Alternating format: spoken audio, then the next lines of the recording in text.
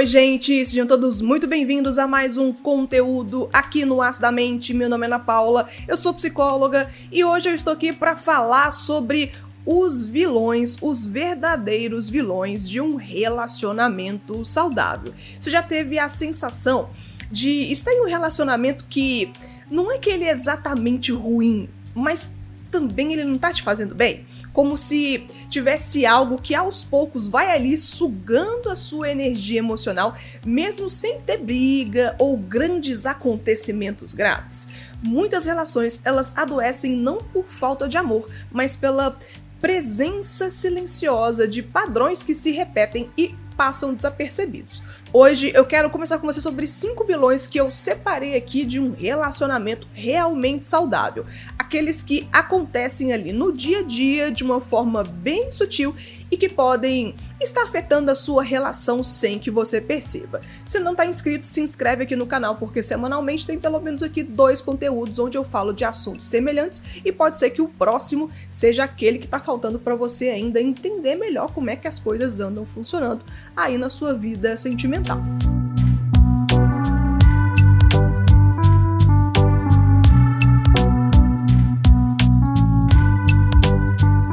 Em muitos momentos da vida afetiva, as pessoas elas se veem imersas em relações que elas não podem ser facilmente classificadas como boas ou ruins, 8 ou 80.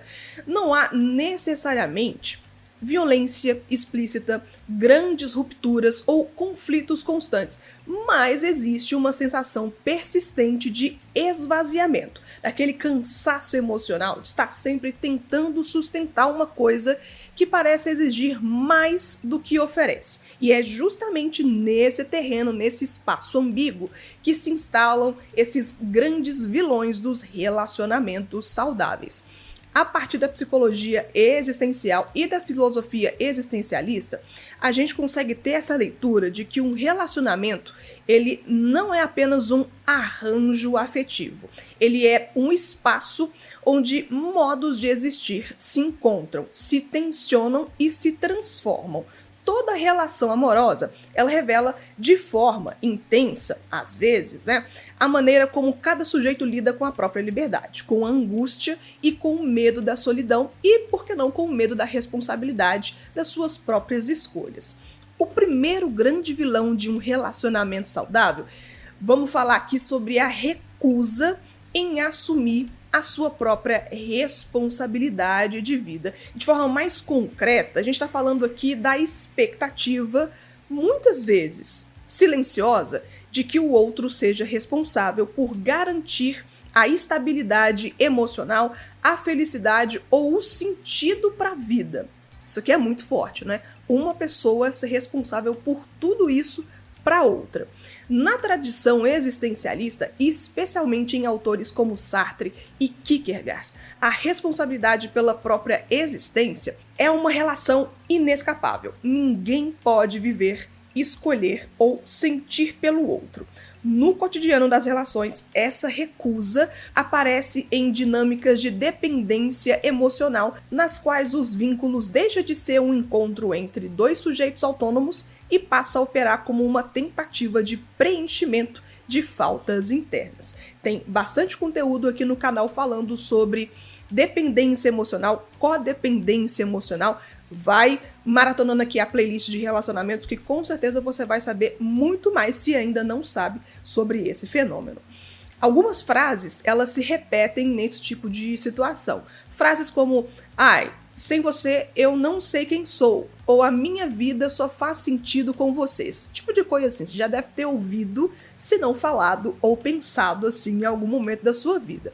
Elas costumam ser bem romantizadas, mas no fato mesmo, ela mostra uma fragilidade estrutural, quando o outro é colocado no lugar de salvador. O relacionamento, ele vai se tornar pesado, não tem como fugir disso. Vai ser marcado por cobranças, muitas vezes silenciosas também, por um medo constante de perder e uma sensação de aprisionamento que, com o tempo, vai corroer o desejo e a admiração. O segundo grande vilão que nós vamos conversar aqui hoje é a comunicação defensiva, que é aquela incapacidade de escutar sem se sentir atacado. Muitas pessoas, e isso eu vejo muito no consultório acontecer, pessoas que acreditam que se comunicam bem apenas porque falam bem, porque explicam ou porque conseguem argumentar, juntar ideias. Mas a escuta verdadeira, ela só existe quando tem alguma coisinha aqui, que a gente pode dizer que é disponibilidade para ser afetado pelo que o outro traz. Na psicologia, a comunicação não é troca de informações. É, na verdade, um modo de reconhecimento do outro como um ser legítimo, como uma experiência singular no mundo. Quando a comunicação ela se torna defensiva demais, toda fala ela pode ser interpretada como crítica, como ameaça ou tentativa de controle alheio.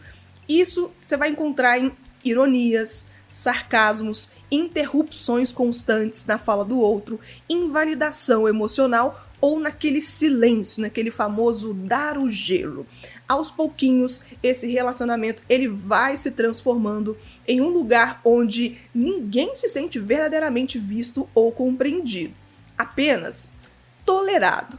A intimidade, nesse contexto, ela se esvazia e o vínculo passa a ser sustentado mais pelo hábito do que pela presença. Sabe aquela sensação de manter uma relação só porque você nem sabe mais como é que era antes e prefere ficar assim porque é melhor dar menos trabalho? O terceiro vilão que nós vamos comentar é a fuga sistemática de conflito. Eu também conheço muitas pessoas na minha vida pessoal que são assim, que essa fantasia bastante difundida, especialmente no senso comum, de que relações saudáveis são aquelas em que quase não há discordância. No entanto, cara pessoa, nesse ponto de vista existencial, o conflito é inevitável sempre que duas liberdades se encontram. Cada sujeito vai carregar valores, desejos, limites e projeto de vida que nem sempre elas vão coincidir com as do outro. Isso é normal e completamente esperado. O problema não está no conflito em si, mas às vezes na recusa em atravessá-lo. Quando esses conflitos eles são evitados em nome de uma falsa tranquilidade, vai se criando uma falsa harmonia sustentada por silenciamentos, concessões forçadas e ressentimentos acumulados. Muitas pessoas elas vão abrindo mão de si mesmas para manter a relação, até que em algum momento elas percebam que já não se reconhecem mais. O corpo e a psique costumam sinalizar esse apagamento por meio de sintomas como ansiedade, tristeza persistente, irritabilidade ou sensação de vazio. Você já sentiu isso em algum relacionamento? Coloca aqui nos comentários que eu tenho certeza que não vai ser só você. O quarto grande vilão é a repetição inconsciente de padrões relacionais. É muito comum ouvir relatos de pessoas que falam assim: eu sempre me relacionei com o mesmo tipo de pessoa, mesmo quando os nomes, os rostinhos e o contexto ali não é semelhante. A psicologia existencial, ela entende que o ser humano é um ser lançado no mundo, atravessado por histórias pessoais, vínculos e experiências afetivas que moldam a forma como a gente se relaciona. Quando esses padrões não são refletidos, o sujeito ele deixa de escolher e passa a repetir. Relações marcadas por abandono, controle excessivo, frieza emocional ou instabilidade são comportamentos que elas vão criando as suas raízes, muitas vezes ligadas à forma como se aprendeu a amar e ser amado. Nisso aqui, romper com essas repetições exige olhar para si, reconhecer a própria participação nas dinâmicas que se repetem ao longo da vida e, é claro, assumir a responsabilidade por fazer certas escolhas que sejam diferentes para que isso não se repita, mesmo que isso provoque medo e insegurança. O quinto e último grande vilão de um relacionamento saudável é a negligência do cuidado, tanto consigo quanto com o vínculo. Em uma sociedade que é marcada pela pressa, pela sobrecarga de tarefas e pela exaustão emocional, o cuidado costuma ser adiado ou tratado como algo secundário, quase desimportante. No entanto, cada pessoa, você sabe que eu vou comentar sobre isso. Cuidar é um modo de estar no mundo. Relações adoecem quando o autocuidado é abandonado, quando não há espaço para individualidade, quando o vínculo se sustenta apenas na rotina, nas obrigações e nos papéis sociais que estão ali marcados. O cuidado se manifesta na atenção aos próprios limites, na disposição para revisitar acordos e, quem sabe, falar um pouco mais sobre eles, na abertura para reconhecer mudanças ao longo do tempo e na capacidade de sustentar o outro sem antes se anular.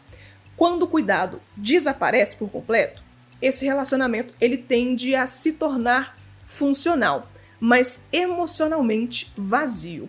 Ao entrar em contato com esses 5 grandes vilões que eu elenquei por aqui, é comum que muitas pessoas se reconheçam em algumas partes ou em outras, seja no lugar de quem sofre ou no lugar de quem algumas vezes, sem perceber, reproduz comportamentos que ferem esse vínculo. Esse reconhecimento, cara, pessoa, não deve ser vivido como culpa. Não é a intenção aqui desse conteúdo, mas como um convite à responsabilidade. A perspectiva existencial dentro da psicologia não visa buscar culpados, mas sim consciência. E é a partir da consciência que se torna possível escolher de forma mais autêntica sair de relações adoecidas ou transformar vínculos que ainda podem ser cuidados. Aí olha, se esse conteúdo aqui tá tocando em alguma coisa aí no seu íntimo, talvez seja interessante você conhecer o meu e-book que eu nomeei de Liberdade para Amar. Esse é um guia que eu criei a partir de mais de 9 anos de atendimento para te ajudar a se libertar da dependência emocional. Link na descrição e depois, se você ler, me diz o que você achou, beleza? Falando aqui sobre a psicoterapia, que eu sempre friso que é esse lugar de privilégio para esse tipo de processo que nós estamos comentando aqui acontecer, porque ele vai permitir que você olhe para sua história, compreenda os sentidos atribuídos ao amor, ao construir novas formas de se relacionar consigo e com o outro.